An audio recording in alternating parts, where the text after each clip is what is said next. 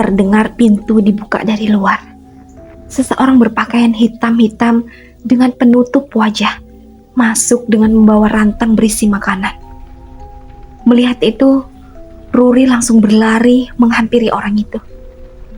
Tak sempat mencapai orang itu. Orang itu yang melihat Ruri langsung cepat-cepat meletakkan rantang berisi makanan di dekat pintu. Lalu cepat-cepat keluar dan langsung mengunci kembali pintu itu dari luar. "Hei, lepaskan aku! Lepaskan!" Ruri berteriak dengan menendang-nendang pintu. Namun orang itu langsung pergi tak menghiraukan Ruri. Ruri yang lelah karena terus berteriak, kini lemas terduduk, bersandar di pintu. Dia lalu memandangi rantang yang tadi dibawakan orang itu. Perut Ruri berbunyi minta diisi. Karena tak tahan dengan rasa lapar, Ruri membuka rantang itu. Di dalamnya terdapat hanya nasi putih dengan 2 potong tahu yang digoreng. Dengan tangan yang gemetar, Ruri pun menyuapkan makanan itu dalam mulutnya.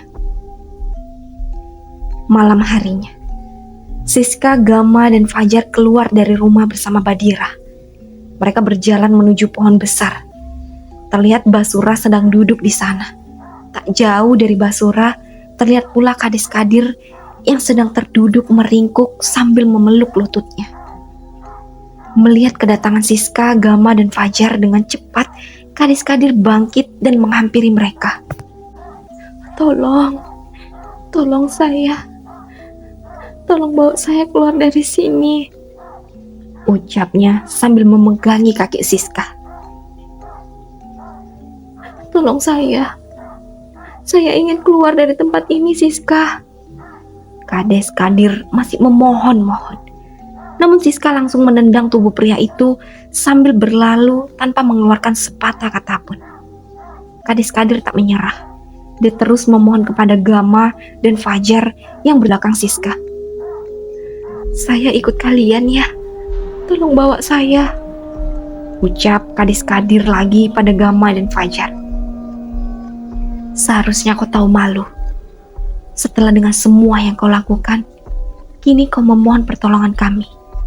Bahkan kata maaf saja tak keluar dari mulutmu itu," ucap Fajar sambil menepis tangan Kades Kadir yang mencoba menyentuhnya. Seperti halnya Siska, Fajar dan Gama pun langsung berlalu meninggalkan Kades Kadir begitu saja. Kades Kadir mencoba mengejar mereka. Namun saat Siska, Gama, Fajar melewati pintu gaib itu, tubuh Kades Kadir justru membal dan terlempar ke belakang. "Anak-anak biadab, beraninya kalian meninggalkan aku di sini. Kalian harus menuruti perintahku. Aku kepala desa di kampung ini. Aku, Kadir Effendi, orang paling kaya di kampung ini. Kembali anak-anak setan, kembali dan bawa aku keluar dari tempat terkutuk ini." Kades Kadir berteriak-teriak seperti orang gila karena ditinggalkan oleh Siska, Gama, dan Fajar begitu saja, diikuti oleh Badira dan Basura di belakang mereka. Siska dan yang lainnya terus berjalan menembus hutan yang sudah seperti rumah kedua bagi mereka. Tak ada rasa takut seperti saat pertama kali mereka menginjakan kaki di hutan ini. Mereka bertiga kini sudah ada di area persawahan. Terlihat ada 5 titik obor yang bergerak di ujung jalan sana. "Sepertinya mereka berjaga-jaga, Siska," ucap Gama berbisik. "Iya, kau bener, Gam. Ini semua salahku yang ceroboh. Karena emosi, jadi tidak bisa berpikir jernih. Andai saja tadi siang aku tak ngotot minta datang ke kampung ini, pasti mereka tidak berjaga-jaga seperti ini, Gam," saut Siska dengan penuh penyesalan. "Sudahlah, Sis. Tidak ada yang salah di sini. Semua sudah terjadi. Sekarang yang terpenting kita harus bisa melewati mereka tanpa keributan sedikit pun," ucap Fajar. "Serahkan padaku," ucap Basura yang tiba-tiba berlari menuju ke arah ujung jalan itu.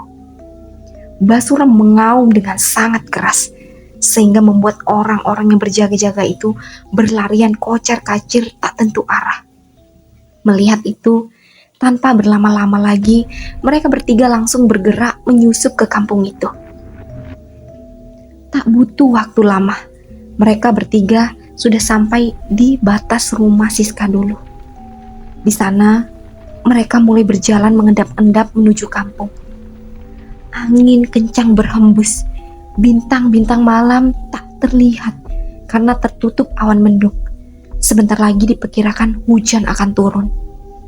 Hal ini tak menyurutkan niat mereka bertiga untuk melanjutkan misi pencarian Ruri. Mereka masih berjalan mengendap-endap sampai akhirnya mereka akan tiba di dekat surau. Rumah-rumah penduduk tampaknya terbuka pintunya, seakan-akan mereka bersiaga malam ini. Dari kejauhan, terlihat beberapa orang berlalu lalang seperti bersiaga menanti mereka. "Sis, kemana tujuan kita?" bisik Fajar. "Pertama-tama, kita ke rumah nenek tua itu dulu. Kita lihat apakah dia ada di sana," jawab Siska. "Di mana rumahnya itu, Sis? Kamu pernah ke sana sebelumnya?" tanya Gama. "Pernah. Kemarin aku ke sana bersama Badira," jawab Siska. "Bersiap-siap untuk bergerak. Aku dan Basura akan mengalihkan perhatian mereka," ucap Badira. Siska, Gama, dan Fajar pun mengangguk paham. Kemudian Badira dan Basura menjelma menjadi sosok Siska dan Gama. Siska, Gama, dan Fajar ternganga menyaksikan pemandangan itu. "Wih, Tuan Badira dan Basura hebat sekali," ucap Gama dengan terkagum-kagum. "Kami bangsa jin bisa menyerupai apapun," jawab Badira singkat. Lalu mereka, Badira dan Basura pun berjalan ke arah orang-orang yang berjaga-jaga itu. Seketika, orang-orang itu langsung menghampiri sosok Siska dan Gama palsu tersebut. Badira dan Basura malah berlari mendekati orang-orang itu. Keduanya terus berlari hingga melewati orang-orang yang berjaga tersebut. Orang-orang yang berjaga sontak berteriak, "Itu mereka! Kejar! Ada penyusup! Ada penyusup! Tangkap mereka!"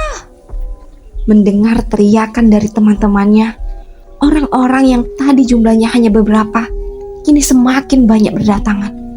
Lalu mereka semua kompak berlari ke asal suara temannya yang berteriak. Rombongan orang-orang itu semakin menjauh mengejar Badira dan Basura. Siska, Gama, dan Fajar pun segera keluar dari tempat persembunyian dan langsung berlari menuju jalan yang diarahkan Siska. Mereka dengan cepat berlari melewati surau dan masuk ke jalan menuju rumah Kades Kadir. Sampai pada akhirnya, mereka menghentikan langkah dan mengendap-endap ingin memasuki rumah itu. "Kok masuk kemari, Siska? Bukankah tujuan kita ke rumah si Nyai-Nyai itu?" tanya Fajar keheranan. "Kita temui Mang Mamat dulu, Jar. Siapa tahu dia bisa memberikan informasi penting," ucap Siska. Kedua laki-laki itu pun sepakat dengan Siska. Lalu mereka bertiga memanjat pagar rumah Kades Kadir. Rumah Kades Kadir terlihat sunyi, tak ada terlihat di sana. Siska, Gama, dan Fajar lalu berjalan dengan menjinjitkan kaki masing-masing agar tidak menimbulkan suara langkah kaki. Mereka bertiga memutari rumah Kades Kadir dan menuju halaman belakang di mana terdapat bangunan kecil yang merupakan tempat tinggal Mang Mamat. Rintik-rintik hujan pun tiba. Awalnya gerimis, lama-kelamaan menjadi hujan deras.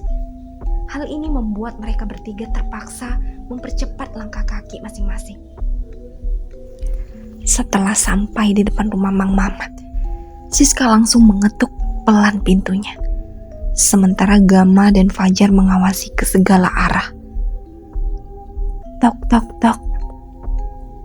"Assalamualaikum, Mang," ucap Siska dengan pelan, namun masih terdengar. Tidak ada jawaban dari dalam. Siska sekali lagi mencoba mengetuk pintunya dan kembali mengucapkan salam. "Assalamualaikum, Mang." Tok, tok, tok. Sekali lagi. Tidak ada juga jawaban dari dalam. "Gimana sis? Mang Mamat ada?" tanya Gama. "Nggak ada kayaknya Gam," jawab Siska. "Mungkin di rumah Kadis Kadir kali," ujar Fajar. "Ini pintunya nggak dikunci Gam," ucap Siska ketika iseng memainkan gagang pintu. Namun pintu itu berhasil terbuka sedikit. Karena hujan deras disertai petir yang menyambar sana-sini, membuat mereka bertiga terpaksa memasuki rumah Mang Mamat. Sesampainya di dalam rumah yang berukuran cukup kecil itu, ternyata memang tak ada Mang Mamat di dalamnya. "Gimana ini sis? Mang Mamat gak ada. Apa kita lanjutin aja pergi ke rumah Nyai?" tanya Fajar. "Di luar hujan deras Jar, banyak petir pula.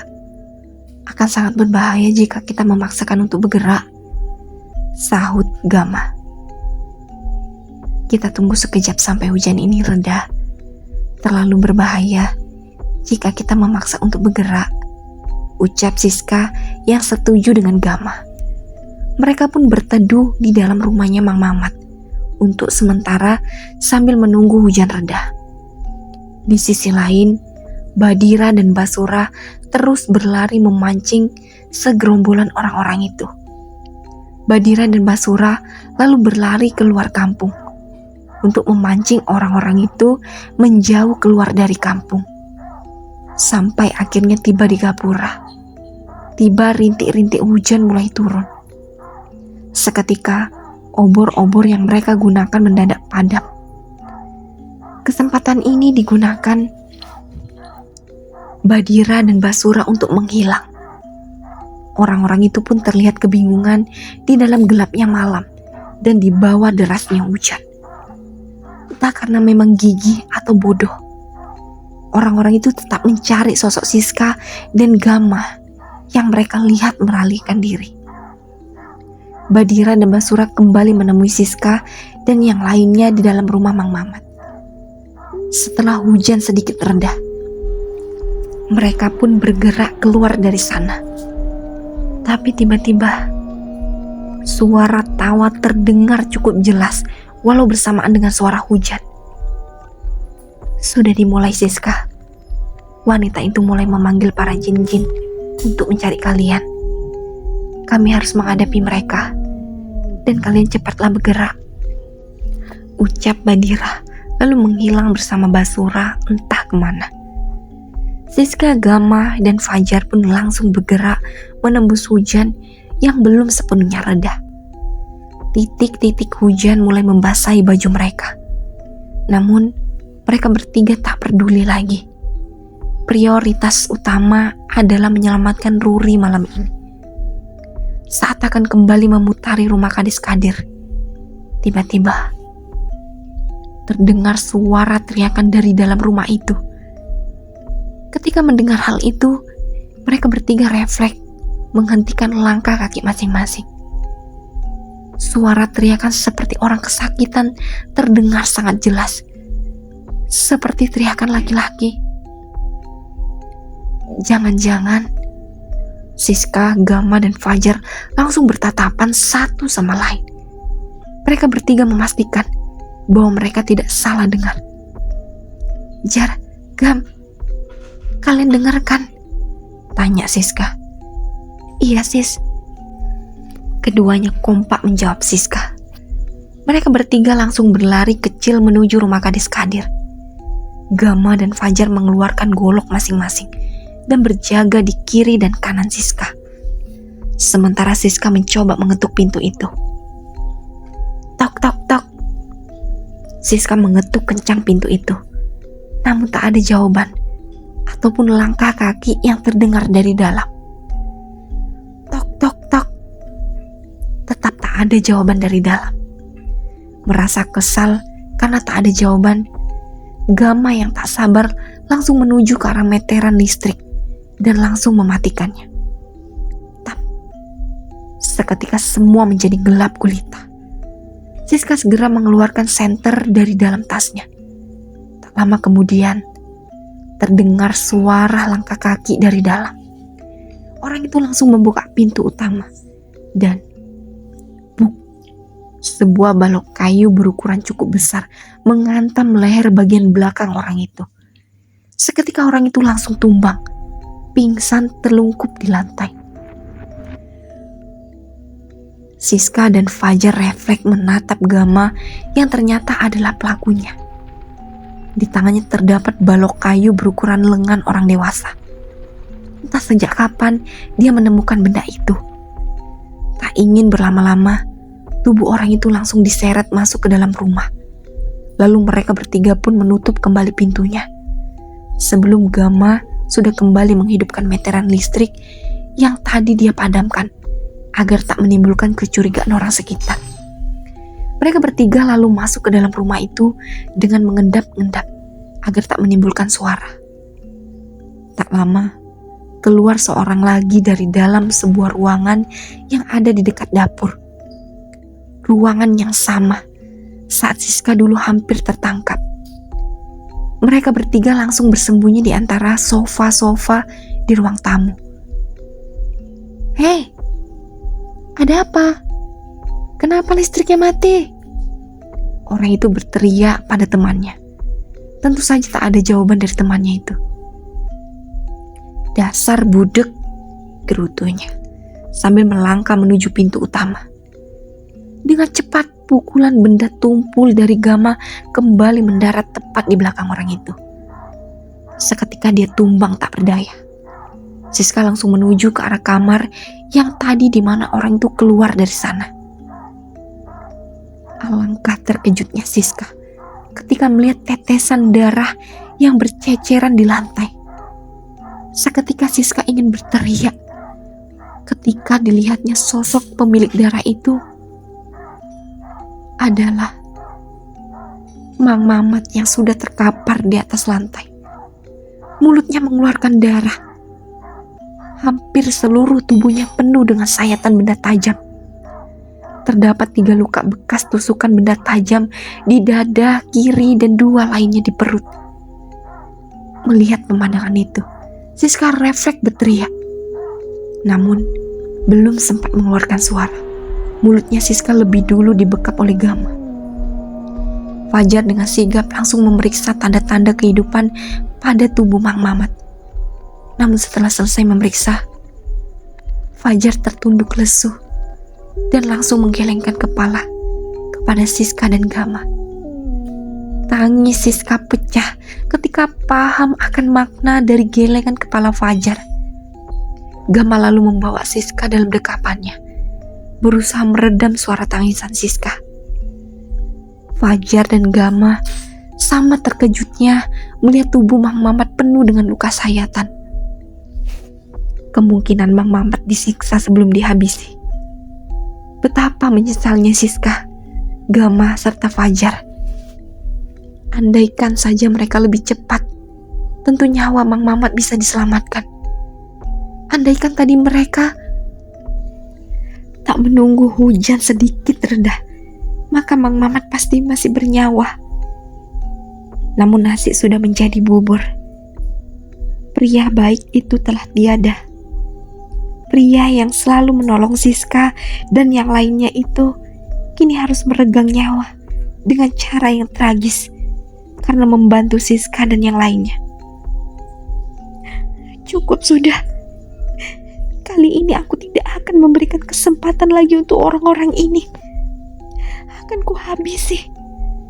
Benar-benar akan kuhabisi semua yang terlibat di dalam pemujaan jin biadab itu. Ucap Siska dengan tatapan dingin. Ayo sis, kita harus cepat. Ingat kata Tuan Badira, kita harus bergerak. Ujar Gama. Iya sis, ayo, kita tak punya banyak waktu. Fajar menimpali. Jenazah Mang Mamat pun segera ditutup dengan selimut yang ada di sana.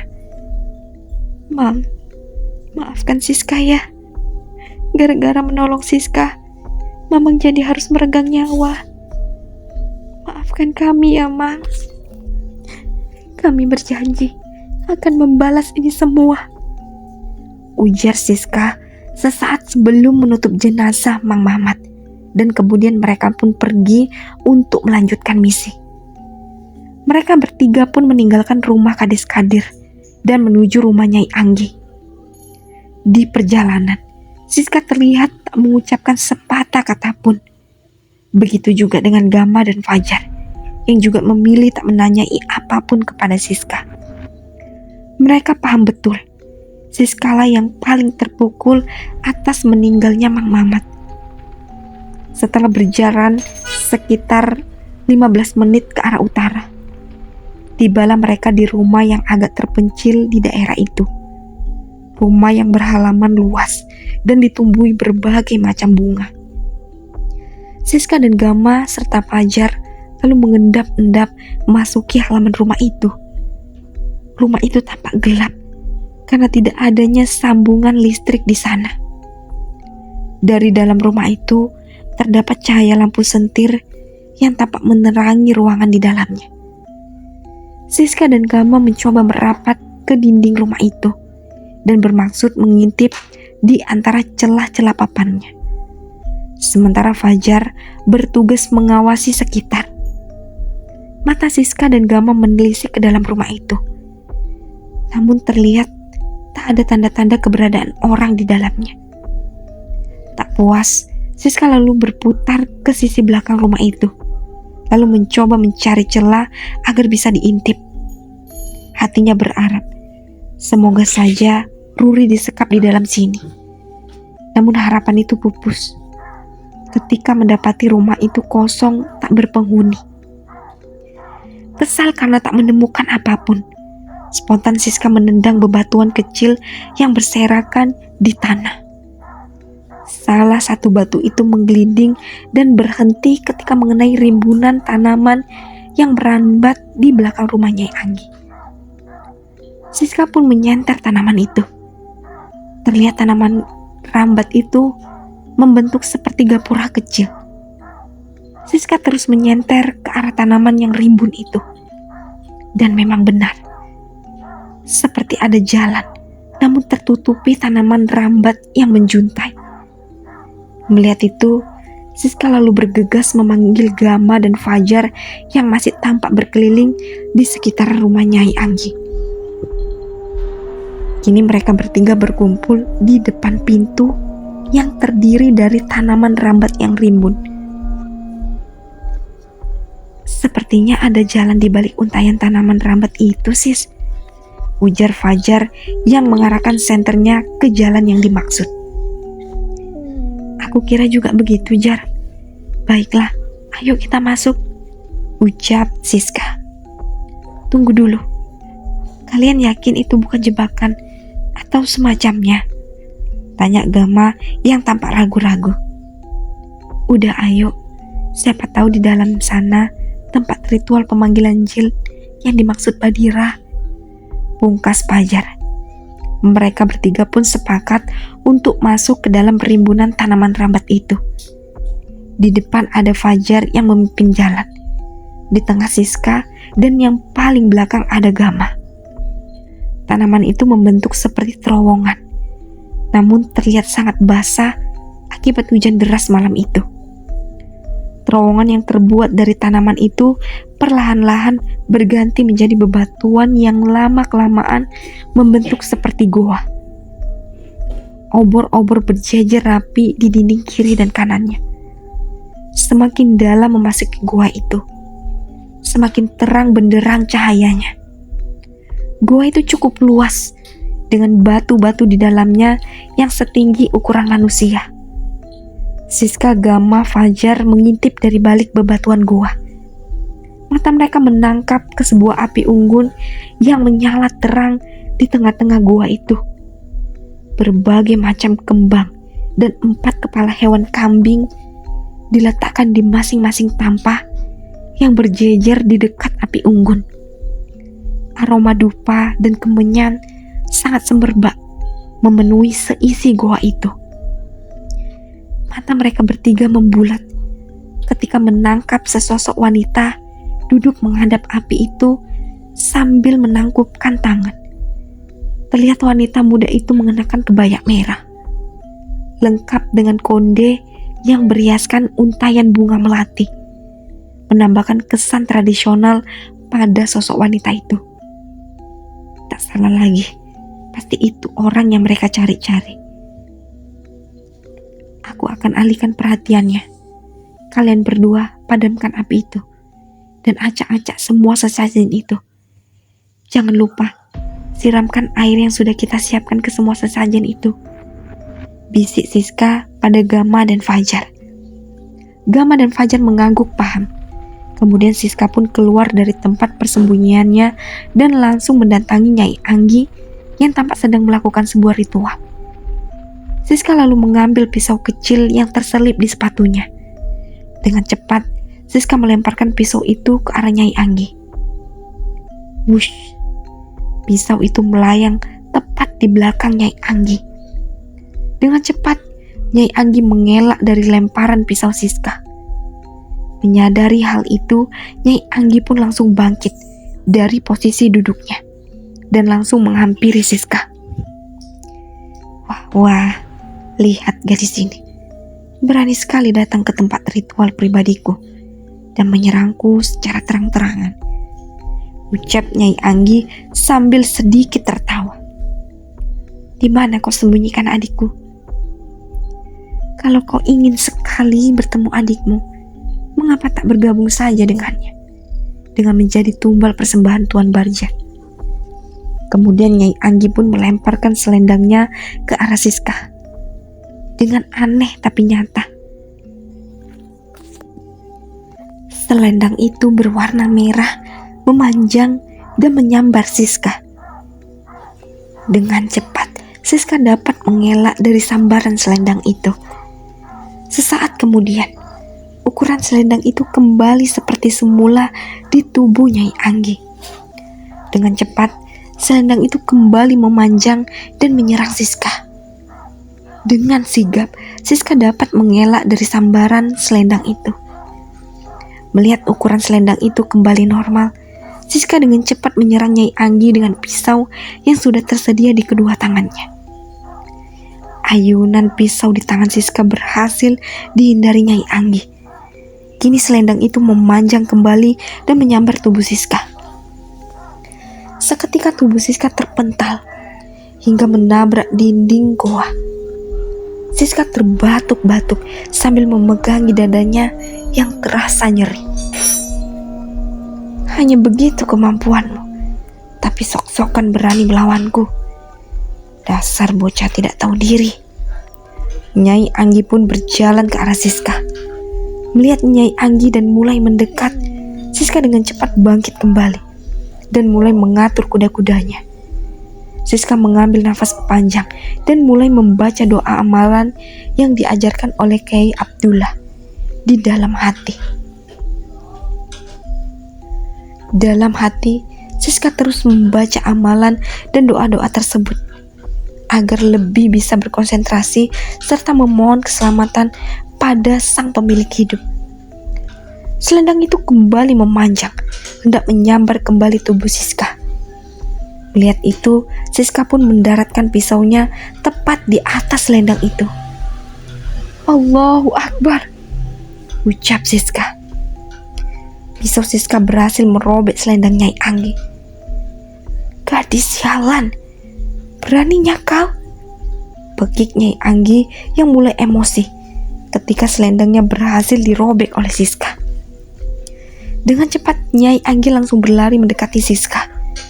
Tangannya lalu mengincar leher Siska. Seketika, jari tangannya yang lentik berubah menjadi keriput dan kukunya bertumbuh panjang. Dengan sigap Siska lalu menundukkan tubuh untuk mengelak dari tangannya Nyai Anggi yang siap mencengkram lehernya. Sayangnya, perkiraan Siska meleset. Kaki Nyai Anggi sudah lebih dulu mendarat di perut Siska. Siska pun terkena tendangan Nyai Anggi, langsung tumbang ke tanah. Tiba-tiba, buk, sebuah pukulan dilayangkan Gama pada tubuh bagian belakang Nyai Anggi. Pukulan itu membuat Nyai Anggi hanya terdorong sedikit ke depan, namun beliau masih tegak berdiri. Sementara itu, Fajar bergegas berlari menuju ke arah api dan sesajen. Langsung saja Fajar mendatangi tampak-tampak berisi kepala-kepala kambing itu. Bunga-bunga beserta kendi-kendi kecil yang merupakan tempat dupa tak luput dari tendangan Fajar. Akibatnya, semua sesajen itu berserakan di tanah.